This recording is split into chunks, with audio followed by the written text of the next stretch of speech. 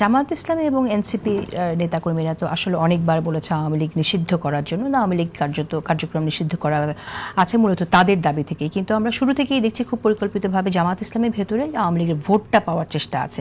এখন ডক্টর স্নিগ্ধা যেটা বললেন, যে আপনার কাছে কি তাই মনে হয় যে আওয়ামী লীগ যেটা চেয়েছে যে আওয়ামী লীগ বিহীন বাংলাদেশ মানে সেখানে একটা ধর্মান্ধদের উত্থান হতে পারে? এই দলটির কিন্তু আওয়ামী লীগকে ক্ষমতায় আনার ঐতিহ্য আছে।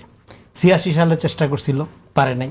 96 চেষ্টা করে সফল হয়েছে, এবং 2008-এ যেখানে বেগম খালেদা জিয়া বললো যে এটা একটা নীল নকশার নির্বাচন হতে যাচ্ছে, এই নির্বাচন আমরা করবো না, এই মুরব্বীরা সারা রাত বৈঠক করে সকালবেলা যায় বললো যে আপনি নির্বাচন করলে করেন, না করলে নাই, আমরা কিন্তু ইলেকশনে চলে যাচ্ছি।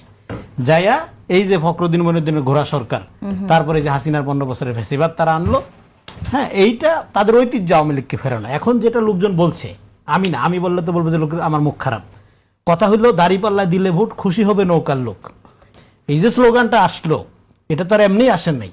এখানে আওয়ামী লীগ একটা গণঅভ্যুত্থানের মধ্যে দিয়ে বিতাড়িত শক্তি, এবং 5 তারিখের পরে ভারত ইন্ডাস্ট্রিয়াল লেভেলের কোটি কোটি ডলার খরচ করে প্রমাণ করছে এখানে একটা জঙ্গিবাদী উত্থান হয়েছে। এই যে এত টাকা ইনভেস্ট করলো তারা, ভারতের লোকজন কি বোকা? ভারতের লোকজন তো বোকা না, তারা জানে এটার ফল ফলাবে। ফলে এই যে মেধাবী দলটি, যারা তার শত্রুকে মিত্রকে চিনে না, তারা ভারত বিরোধী ভারতীয় রাজনীতি করছে, তারা আওয়ামী বিরোধী আওয়ামী রাজনীতি করছে। তারা আওয়ামী লীগ নিষিদ্ধ এগুলো কোনো কথা না, তারা তো আওয়ামী লীগের হুবহু কপি পেস্ট একটা দল।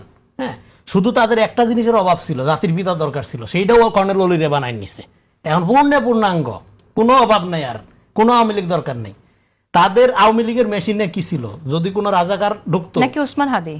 না ওসমান হাদি তো ইলেকশন চাইছে, ওসমান হাদি তো গণতান্ত্রিক প্রক্রিয়া, কিন্তু তারা তো আসলে ওন করতে চাইছে, জামাত ইসলাম তারা বলতে চাইছে যে ওন করতে যাচ্ছে না, যে ওসমান হাদি তাদের, জামাত ইসলাম সবই ওন করতে যাচ্ছে, আবার কিছুই ওন করতে যাচ্ছে না।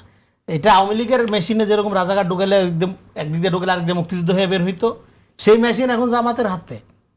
সে এখন মুক্তিযুদ্ধের ইতিহাস লিখবে, আপনি আছেন কোন দেশে?